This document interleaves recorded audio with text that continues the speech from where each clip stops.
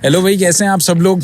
तो इस टाइम हम बहुत ज़्यादा खूबसूरत रिवर सीएन पे खड़े हुए हैं, फ्रांस में, पेरिस में, in the heart of Paris. मगर आज हम पेरिस के बारे में नहीं बात करेंगे। हमजा साहब मेरे साथ आए हुए थे पेरिस, 2 महीने पहले ही आए जर्मनी ना, और मेजर सिटी में रह रहे हैं जो कि है फ्रैंकफर्ट। आप लोग भी बहुत सारे लोग कमेंट्स में पूछ रहे थे कि भाई कॉस्ट ऑफ लिविंग आती क्या है जर्मनी में, हमजा का क्या खर्चा आ रहा है जो इतना घूम फिर रहा है माशाल्लाह से। पहली बात तो हमजा जॉब वॉब भी करता है साथ साथ, मगर उसके बाद भी फिर भी आता है कि है क्या खर्चा, होता कितना है इसका। तो आज हम इसी के बारे में बात करेंगे। हमजा साहब रेडी हैं आप? सबसे पहले तो आप बताएं, फ्रैंकफर्ट में 2 महीने हो गए, आपका कैसा एक्सपीरियंस जा रहा है अब तक? तो फ्रैंकफर्ट में बड़ा अच्छा एक्सपीरियंस है। मेट्रोपॉलिटन सिटी है, तो आप नॉर्मली जो लोग कहते हैं कि यार आप जर्मन से इंटरेक्ट नहीं कर सकते, तो वहाँ पे आप इजीली किसी से भी इंटरेक्ट कर सकते हो। आप इंग्लिश में बात करना चाहो इंग्लिश में कर लो, आप जर्मन अगर आपको आती है तो अच्छी बात है। जर्मन से आपको एक ये पॉजिटिव पॉइंट ये मिल जाता है कि यार वो बहुत कंफर्टेबल होते हैं, वो घबराते, वो उनको इंग्लिश पसंद नहीं, ऐसा कुछ नहीं है कि उन्हें इंग्लिश पसंद नहीं है, वो बस घबराते हैं इंग्लिश बोलते हुए, क्योंकि वो चाहते हैं कि हम हर चीज़ परफेक्ट बोलें। तो लेकिन वो बड़ा इजीली इंटरेक्शन होता है आपसे, बड़े फ्रेंडली लोग हैं और बड़े ओपन टू फॉरेनर्स हैं, तो बड़े सिटी में आने का एक मेजर एडवांटेज है। अच्छा, मेरा एक्सपीरियंस थोड़ा सा डिफरेंट है इससे हमजा से, क्योंकि मैं ज़्यादातर छोटे शहरों में रहता था। छोटे शहरों में बहुत ज़्यादा जर्मन की ज़रूरत पड़ती है और इसलिए मुझे बहुत ज़्यादा जल्दी जर्मन सीखनी भी पड़ी थी। ये एक एडवांटेज भी है, डिसएडवांटेज भी है कि आप छोटे शहर में रह रहे होते हो, जॉब्स थोड़ी कम होती हैं और कमाई थोड़ी सी कम होती है, रेंट्स भी कम होते हैं मगर खर्चा भी कम होता है, अखराजात भी कम होते हैं। अगर जैसे मैं छोटे शहर में जब रहता था तो मेरा रेंट था उस टाइम 250 यूरो महीने का, एक रूम का, सिंगल रूम की बात करेंगे हम। और अगर शेयर्ड रूम मिलता था तो शायद इससे भी सस्ता मिल जाता, तो 200 यूरो पे भी मैं रहा हूँ एक टाइम पे। और महीने का जो ग्रोसरी की कॉस्ट आती थी वो तकरीबन 200 यूरो के आसपास आती थी, मगर ये हमजा के केस में ऐसा नहीं है। अब आप बताना शुरू करें कि सबसे पहले तो आप फ्रैंकफर्ट शहर में रेंट कितना देना है? अच्छा, तो सबसे मेजर प्रॉब्लम जो नए स्टूडेंट के लिए होता है वो कहा जाता है कि हाउसिंग है सबसे मेजर प्रॉब्लम।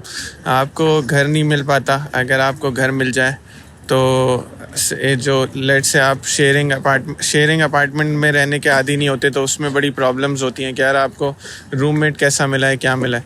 तो जब भी कोई बंदा जर्मनी आ रहा हो तो सबसे पहले तो भाई अपना ये कंफर्ट जोन से उसको बाहर निकलना पड़ेगा। मेरी एडवाइस यही है कि आप शेयरिंग में रहो। मुझे मिनाल ने भी यही बताया था कि यार आप शेयरिंग में रहो। मैं तो उसे मना कर रहा था कि मुझे भाई कोई अपार्टमेंट चाहिए। आप आ रहे हो तो यार अपने मुल्क से, और ऑब्वियस है आपके घर होगा, आपका रूम होगा, सब होगा, तो आप जब यहाँ आते हो और ये एक रूम में 2 बंदे एक साथ सो रहे हैं तो बड़े अनकंफर्टेबल होते हो। तो ये सारी चीज़ें भूल के आना भाई।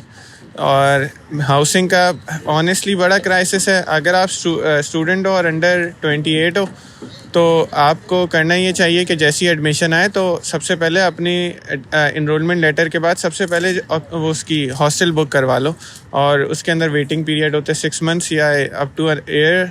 तो उससे ये फ़ायदा होगा आपको कि आपने पहले ही बुक करा लिया तो आप सिर्फ 6 महीने के लिए किसी नॉर्मल जगह पे रह लो। जैसे शेयरिंग में रह लिया तो यहाँ पे रेंट शेयरिंग के भी हाई हैं। जैसे मैं जब आया था तो मैं राउनहाइम में रह रहा था, वो बेसिकली फ्रैंकफर्ट सिटी से थोड़ा दूर है। 45 मिनट्स या 50 मिनट्स लगते हैं आपको सिटी सेंटर पहुँचने में। लेकिन वहाँ पे भी अगर आप उसके भी रेंट कंपेयर करें तो वहाँ पे एवरेज रेंट जो है वो 300 है शेयरिंग रूम का, और बहुत छोटा सा रूम, बिल्कुल ही छोटा सा रूम। मतलब आपको अजीब सा लगेगा, लेकिन जर्मनी में आके आपको ये लाइफ थोड़ा हम्बल कर लेती है कि फिर आप छोटी छोटी चीज़ें अप्रिशिएट करते हो। हाँ भाई, हमें अपनी लोकेशन चेंज करनी पड़ गई क्योंकि बस पकड़नी थी, तो अब हम दोबारा से एक और, हमने बोला रिवर ही कंटिन्यूटी रखें। तो हमजा बता रहा था कि तुम पहले राउनहाइम पे रहते थे, वहाँ कितना किराया था तुम्हारे कमरे का जो तुमने लिया था? तो बेसिकली वहाँ पे जो मुझे पहले जो रूम मिला वो शेयरिंग पे था, और वहाँ पे नॉर्मली आपको शेयरिंग पे जो है, शेयरिंग मतलब एक कमरे में 4 बंदे या अकेला तुम्हारा? नहीं, शेयरिंग में बेसिकली होता है, ये डिपेंड करता है। एक कमरे में 2 लोग भी होते हैं, और अगर कमरा स्पेशियस है तो 3-4 लोग भी होते हैं। तो मेरे रूम में सिर्फ एक ही बंदा था। नॉर्मली शेयरिंग में एक आपको ये एडवांटेज होता है, एडवांटेज भी होते हैं, डिसएडवांटेज भी होते हैं। भाई एडवांटेज ये होता है कि अगर आपको स्टूडेंट्स के साथ मिल जाए तो वो आपको गाइड कर देते हैं कि यार वो सर्टेन चीज़ें ये कर रहे हैं, ये कर रहे हैं, आप भी ये फॉलो कर लो। लेट से आपको जॉब ढूंढ रहे हो, आपको बहुत ज़्यादा जॉब की रिक्वायरमेंट है, तो शेयरिंग में सबसे ज़्यादा फ़ायदा ये होता है कि आपके साथ जो फेलो स्टूडेंट्स होंगे वो आपको गाइड कर लेंगे। और एम्प्लॉय अगर कोई बंदा है, लेट से स्टूडेंट नहीं मिला या कोई बंदा कोई जॉब कर रहा है, तो वो भी आपकी हेल्प कर सकता है और वो आपको गाइड कर सकता है। कि नॉर्मली उन्होंने मुझे लिटरल, वो ऐसे लोग थे कि मुझे खाना बनाना नहीं आता था, वो मुझे खाना बना के दे देते थे। उन्होंने मुझे बताया ग्रॉसरी कहाँ से करनी है, टिकट्स कैसे बाय करनी है और क्या सारी चीज़ें करनी है।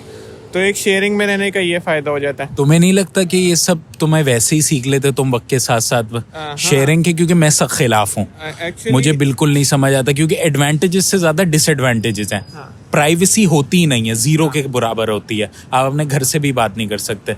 हाँ, अच्छा तो और यही वजह तुम्हारी भी थी रूम चेंज करने की। दो तरीके के लोग होते हैं। एक होते हैं जो बहुत ज़्यादा रिसर्च कर लेते हैं, यूट्यूब पे टाइम स्पेंड करके वीडियोस देख ली मिनाल की।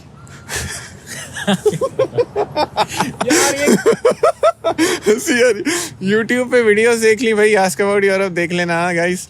और उसके अलावा जो है गूगल रिसर्च कर लिया। कुछ लोग होते हैं जैसे मेरी तरह, मैं या तो मिनाल को कॉल करता था, अब मुझे लगा भाई ये अब मुझे गालियां दे देगा, तो फिर मैंने सोचा कि यार अब अपने रूममेट से पूछ लो। तो यार आप हर तरीके से सीख सकते हो।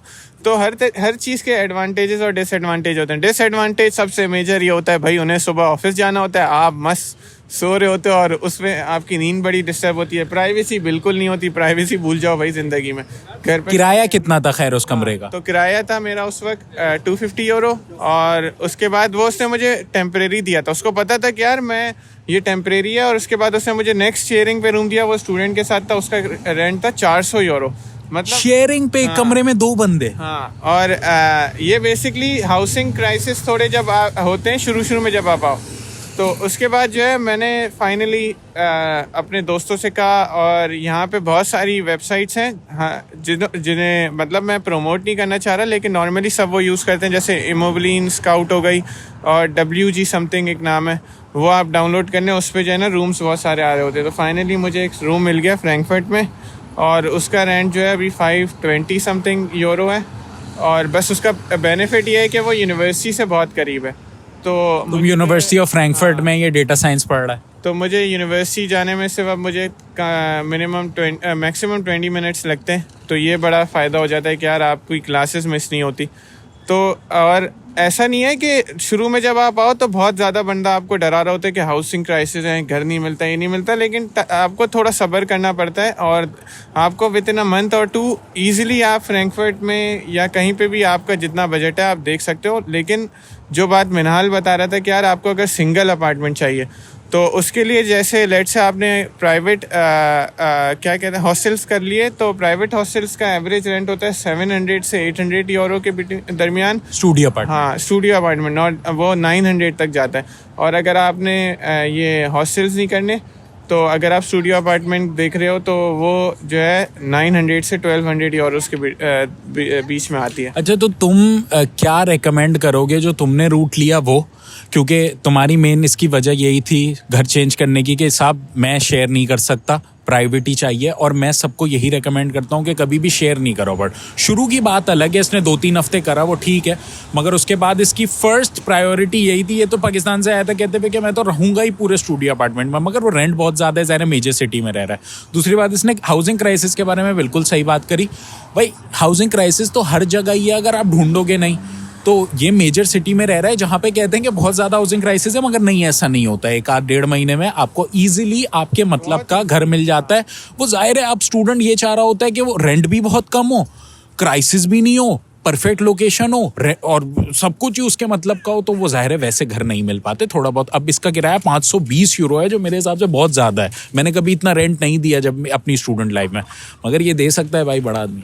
वह नहीं, बड़े आदमी की बात नहीं है, आपकी मजबूरी है। मतलब आपको फ्रैंकफर्ट में जो अगर सिंगल अपार्टमेंट चाहिए तो वो स्टार्ट ही 460 यूरो वो आपको रेंट बताएंगे। उसके बाद उसमें एडिशनल कॉस्ट आके वो आपका तकरीबन 500 यूरो तक। एडिशनल कॉस्ट मतलब वो हीटिंग कॉस्ट, इलेक्ट्रिसिटी कॉस्ट, पानी का बिल और वो आखिर में इंटरनेट का बिल, ये सब जो एक कमरे घर में रह रहे होते हैं शेयर करते हैं। टैक्स भी होता है, मुझे नहीं पता रेडियो टैक्स ये क्यों चार्ज करते हैं, लेकिन ये भी कोई चीज़ होती है भाई।